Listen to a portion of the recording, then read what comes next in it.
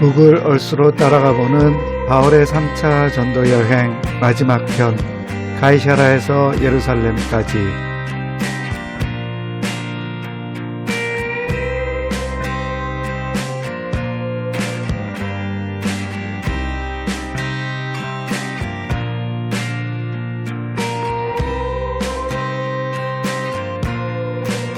가이사라에서 아가보라는 선지자의 경고에도 불구하고 바울은 환난이 기다리고 있는 예루살렘을 향하여 일행들과 함께 주저하지 않고 길을 떠납니다. 우리도 바울 일행과 함께 3차 전도 여행 마지막 여정을 따라가 봅니다.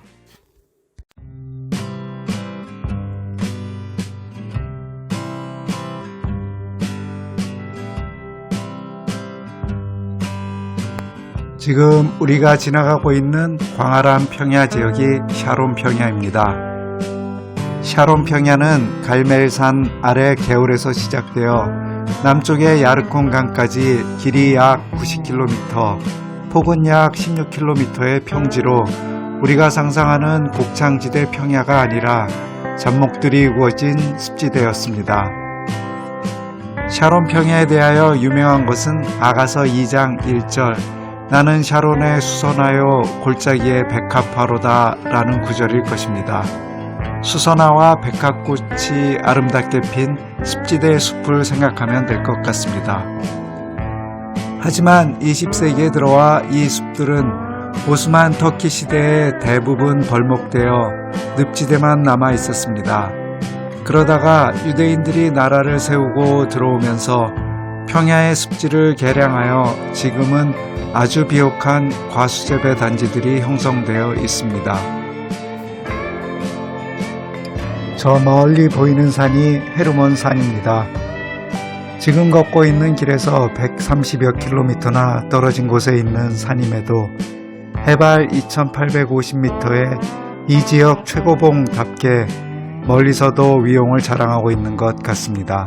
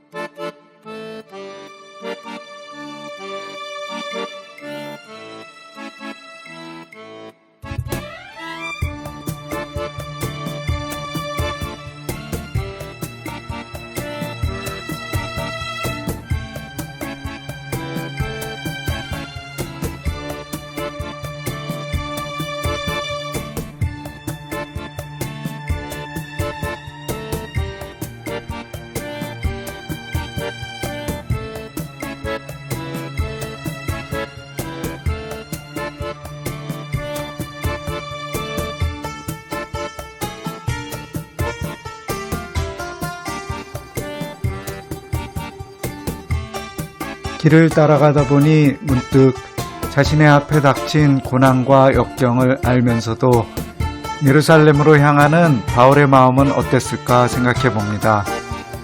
아마도 그의 마음에는 그리스도가 떠올랐을 것입니다. 예수의 공생애는 자신이 십자가에 달려 죽을 것을 알면서도 달려간 길이었습니다. 3년 반을 가난한 자, 병든 자, 소외된 자들과 함께하며 쉬지 않고 그들을 돌보셨고 마지막에는 인류를 구원하기 위해 자신을 속죄 제물로 십자가에 바치셨습니다.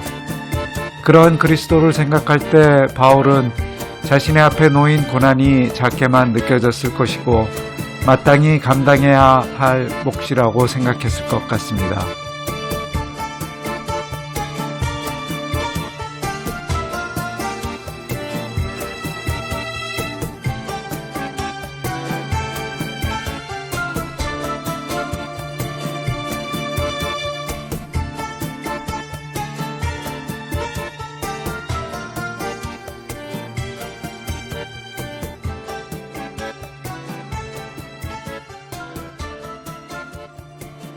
길은 평야 지역을 벗어나 낮은 구릉 지역으로 들어섭니다. 이 구릉 지역들을 쉐펠라라고 하는데 유다 산지의 척박한 석회암 지역에 비해 토질이 비옥하여 올리브, 무화과, 석류, 포도 등이 잘 자라서 산지의 이스라엘과 평야의 블레셋인들 간에 이곳을 차지하기 위해 크고 작은 전쟁이 벌어졌던 전쟁터이기도 합니다.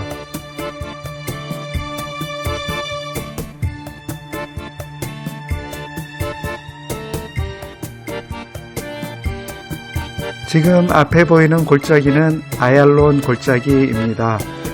여호수아 10장에 펼쳐지는 이스라엘과 아모리인들의 전쟁에서 달이 머물렀던 골짜기입니다. 이스라엘에 투항한 기브온 사람들이 아모리 족속의 공격을 받자 그들은 급히 여호수아에게 구원을 요청합니다. 여리고 근처 길갈에 있던 여호수아는 밤새 군대를 행군하여 기브온에서 아모리 연합군들을 대파하고 베토론 비탈길을 따라 추격하여 아세가와 막게다까지 이르게 됩니다. 밤에 길갈에서 출발했기에 기브온에 다다랐을 때는 새벽이었을 것입니다. 그리고 베토른 비탈길을 따라 추적하여 아얄론 골짜기에 이르렀을 때쯤은 한낮으로 추정할 수 있습니다. 여호수아 10장 12절에 의하면 여호수아는 태양이 기브온에 머물고 달이 아얄론 골짜기에 머물게 해달라고 기도했고 하나님이 그 기도를 들어주시어 이스라엘이 아모리인들을 모두 물리칠 때까지 해가 지지 않았다고 합니다. 이 말이 무엇을 뜻하는지 해석이 분분합니다. 어떤 사람들은 말 그대로 태양과 달이 움직이지 않고 멈췄다는 뜻으로 이해하고 있고 다른 사람들은 태양과 달이 같은 지역에 머물렀기에 일식 현상을 표현한 것이라고 주장합니다.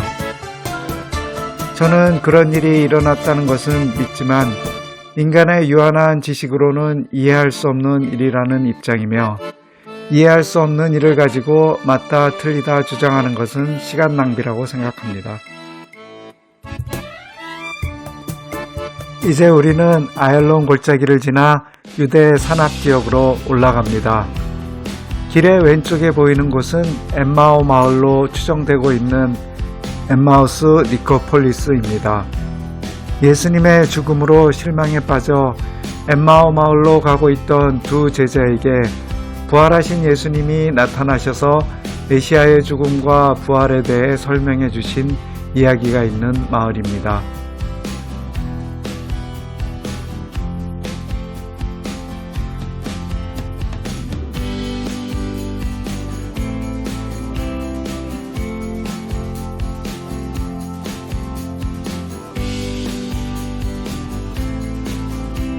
예루살렘을 향한 길을 따라가면서 부활하신 예수님을 만났던 제자들의 마음이 어땠을까 상상해 봅니다. 다른 제자들과 사도들에게 예수님의 부활하신 사실을 빨리 알리고 싶어 가슴이 벅찼을 것입니다. 엠마오에 볼 일이 있어 갔겠지만 다 접어둔 채 이 길을 따라 다시 예루살렘을 향해 기쁜 마음으로 급하게 걸어왔을 것입니다. 그런 생각을 하니 왠지 이 길이 정겹게만 보입니다.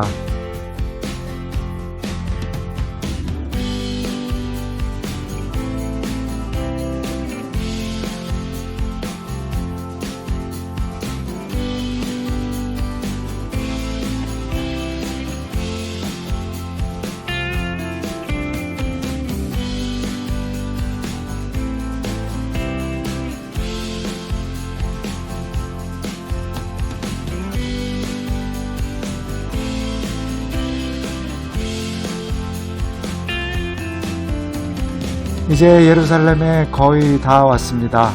이 언덕 넘어가 예루살렘입니다.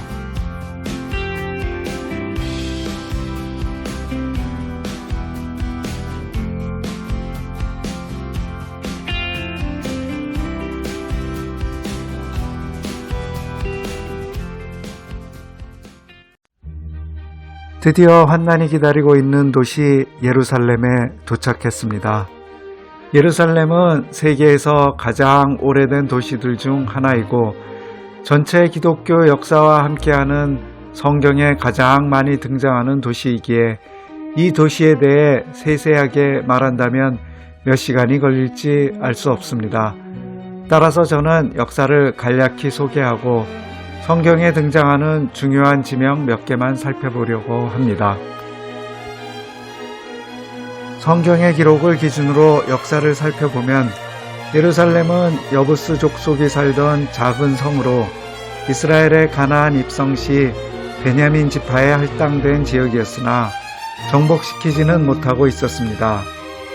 그러다가 다윗이 왕이 된 후 예루살렘을 포위 공격하여 함락시킨 후 수도로 삼았다고 합니다. 다윗 시대에는 아직 성전이 지어지지 않았었고 다윗성으로 불리는 예루살렘은 이후에 성전이 지어질 모리아산 남쪽의 지역에 국한되어 있었습니다. 이후 왕위를 물려받은 솔로몬은 다윗성 북쪽의 모리아산에 성전을 지었고 그곳에 법궤를 보관하여 이때부터 예루살렘은 이스라엘 종교의 중심지가 되었습니다. 솔로몬 이후 이스라엘이 남북으로 갈라진 후에는 남쪽 유대 왕국만의 수도로 남았지만 이후 역사를 통틀어 모든 이스라엘인들의 정신적 고향 같은 곳이 되었습니다.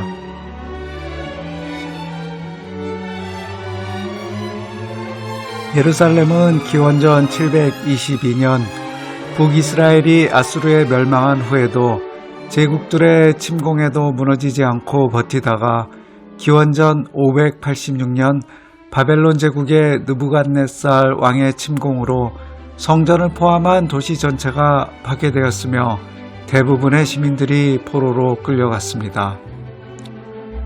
그렇게 포로 생활을 하던 유대인들은 제국이 바뀌고 페르시아의 고레스 대왕에 의해 성전을 재건하라는 명령을 받고 기원전 537년 또는 538년에 해방이 되어 많은 사람이 예루살렘으로 돌아왔습니다. 성전 재건은 이후 페르시아 다리오 왕 때인 기원전 516년경 완공이 되었으나 유대인들을 경계하고 질투하던 주변 민족들에 의해 다시 파괴되었습니다. 그러다가 기원전 445년 아닥사스다 왕의 술관원이었던 느헤미야가 성중건의 명령을 받고 내려와 주변 민족들의 방해를 물리치고 성과 성전을 재건하였습니다. 그 후 알렉산더가 페르시아를 정복하면서 예루살렘도 알렉산더 제국의 영토가 되었다가 그가 죽은 후 프톨레미 왕국, 셀루쿠스 왕국 등 헬라 왕국들의 지배를 받게 되었습니다. 그러던 중 셀루쿠스 제국의 안디오쿠스 4세가 강력한 헬라화 정책을 펼치고 성전에 제우스상을 설치하고 돼지피를 바르는 등 만행을 저지르자 유대인들이 이에 저항하여 기원전 166년 마카비 혁명을 일으켰고 기원전 142년 독립을 쟁취하여 하스몬 왕조를 세웠습니다. 유대인들의 짧은 독립은 로마 장군 폼페이우스가 기원전 63년 유대 지역을 점령하면서 막을 내렸고 로마는 에돔 사람 헤롯을 꼭두각시 분봉왕으로 앉혀 이 지역을 다스리게 했습니다. 아기 예수를 죽이려고도 했던 헤롯은 건축광이었는데 그에 의해 예루살렘은 크게 확장되었고 성전도 훨씬 큰 규모로 웅장하게 다시 지어졌습니다. 마태복음 22장 1절, 마가복음 13장 1절, 누가복음 21장 5절을 보면 제자들이 이 아름답고 웅장한 예루살렘과 성전에 대해 예수님이 어떻게 생각하는지 의견을 묻자 예수님이 이 건물들이 돌 위에 돌 하나 남지 않고 다 무너질 것이라고 답변하시는 장면이 나옵니다. 예수님의 이 예언대로 예루살렘은 서기 66년 시작된 유대 반란을 진압하는 로마군에 의해 서기 70년 완전히 멸망하게 됩니다. 이후 예루살렘은 로마에 의해 세속화된 도시로 변화되었다가 이슬람이 발흥한 후 아랍인들의 지배를 받게 되고 십자군 전쟁 시대 오스만 터키 시대 등을 거쳐 현대에 이르게 됩니다. 이상으로 예루살렘의 역사를 수박 겉핥기로 간단히 살펴보았습니다. 이제 구글 얼스를 보면서 성경에 나오는 예루살렘 주변 주요 지명들의 위치를 알아보겠습니다. 우선 성경을 보면 예루살렘을 언급할 때마다 자주 등장하는 산들이 있습니다. 바로 시온산과 감람산, 그리고 멸망산, 모리아산이 그것입니다. 그리고 성경에는 등장하지 않는 스코프스 산이 있습니다. 우선 시온산을 살펴보면 현재 시온산으로 알려져 있는 예루살렘 서편 언덕은 성경에 나오는 시온산이 아닙니다. 최초의 시온산은 사무엘하 5장 7절에 다윗이 여부스 족속들에게 빼앗아서 다윗성이라 이름 붙인 언덕 위의 도시였고 현재 성전 지역 아랫부분이었습니다. 그리고 다윗의 아들 솔로몬이 다윗성 위쪽에 성전을 지은 후에는 자연스럽게 다윗성보다 높은 성전 지역이 시온산으로 불렸습니다. 특히 가톨릭 교회의 성경에 나오는 마카비서 상편 4장 36절에 시온산에 대한 내용이 잘 나와 있습니다. 그러다가 바벨론에 의해 예루살렘이 멸망하여 포로로 잡혀갔던 사람들과 자손들이 오랜 세월 뒤에 돌아온 후 언제부터인가 시온산은 서편의 언덕을 가리키게 되었으며 오늘날까지 이르고 있습니다. 다음으로 모리아산을 살펴보겠습니다. 모리아산의 위치는 전통적으로 솔로몬의 성전이 건축된 곳으로 알려져 있으며 성경에 나오는 시온산과 동일 지역이며 현재는 성전산으로 불리는 곳입니다. 모리아산이 성경에 최초로 등장하는 것은 창세기 22장 2절에 하나님이 아브라함에게 그의 독자 이삭을 모리아산으로 데리고 가서 제물로 바치라고 명령하는 장면에서입니다. 그리고 역대하 3장 1절에서 성전을 건축한 곳이 모리아산임을 밝히고 있습니다. 다음으로 감람산을 살펴보겠습니다. 감람산은 예루살렘 동편에 위치한 산으로 현재는 많은 부분이 유대인 공동묘지로 바뀌었지만 과거에는 감람나무 숲이 있었기에 감람산으로 불렸습니다.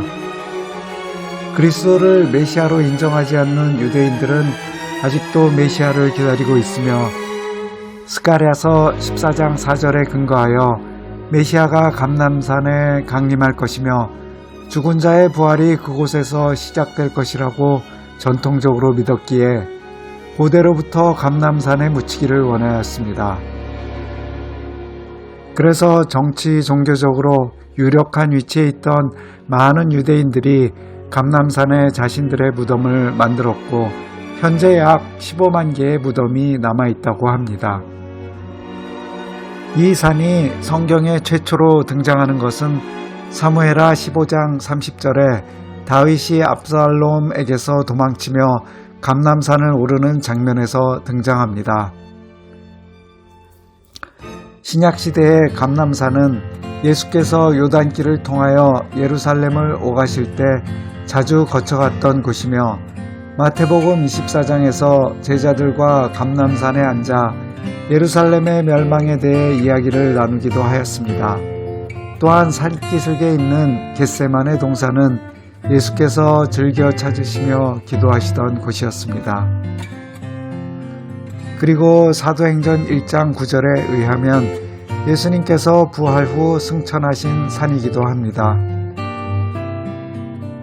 감람산은 3개의 봉우리로 이루어져 있는데 그중 북쪽과 남쪽의 봉우리들이 다른 이름으로 불리기도 하였습니다. 그것이 스코프스산과 멸망산입니다. 감람산의 북쪽 봉우리인 스코프스산은 전망대 또는 감시자란 뜻으로 이 산에 오르면 예루살렘 전체를 내려다볼 수 있고 또 북쪽에서 일어나는 일들을 쉽게 살필 수 있기에 전쟁이 나면 예루살렘을 공격하는 측이나 방어하는 측 모두에게 매우 중요한 산이었습니다. 실제로 서기 66년 시작된 유대 로마 전쟁에서도 로마 군단이 이 산에서 야영을 하며 예루살렘 성 공략 계획을 짰었습니다. 멸망산은 감람산의 남쪽에 있는 낮은 언덕으로 알려져 있으며 열왕기상 11장 7절에 솔로몬이 이교 신들을 위해 산당을 지은 곳이라고 합니다.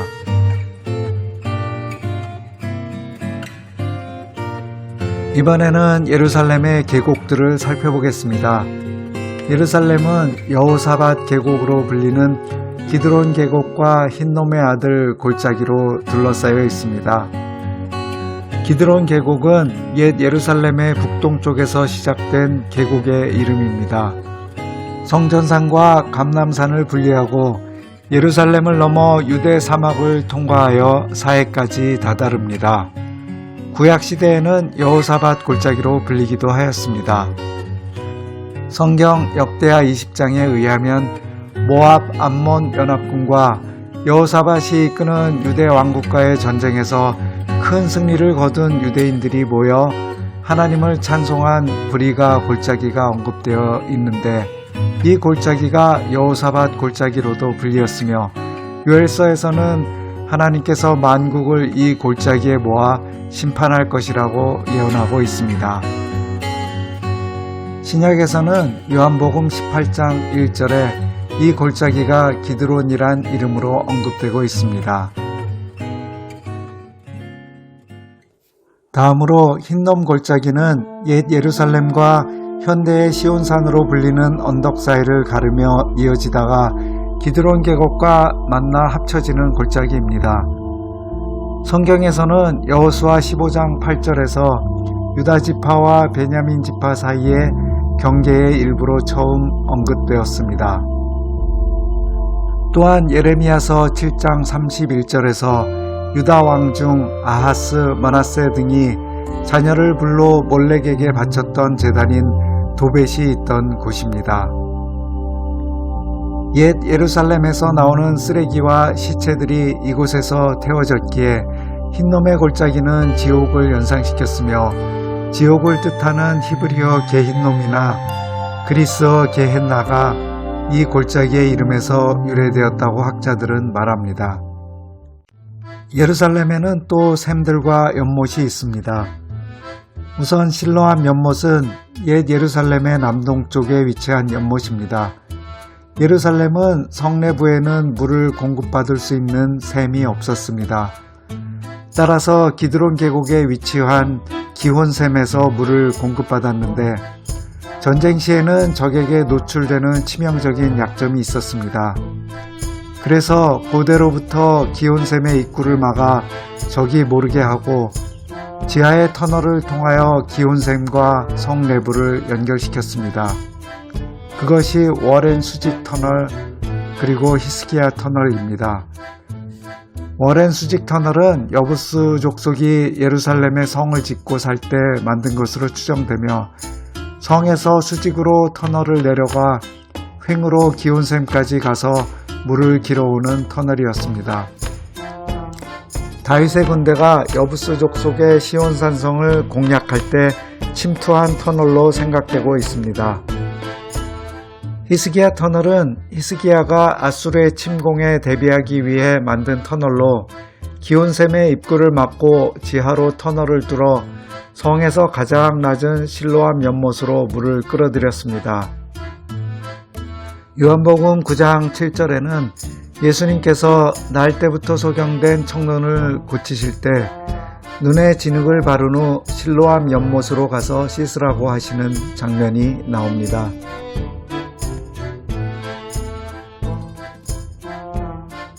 예루살렘의 또 다른 연못은 베데스다 연못입니다. 이 연못은 기드론 골짜기를 향해 흐르는 작은 계곡을 막아 만든 저수 연못으로 기원전 8세기에 만들어졌고 기원전 200년경에 대제사장 시몬 2세에 의해 남쪽의 두 번째 연못이 추가되었습니다. 예수님 당시 사람들은 이 연못이 치유의 능력이 있어서 물결이 이동할 때 그 물로 씻으면 병이 낫는다고 믿었고 그 때문에 연못 주변에는 수많은 환자들이 모여들었습니다. 요한복음 5장에서 한 안식일에 예수께서 이 연못으로 가셔서 38년 된 병자를 고치신 일이 유명한 곳입니다.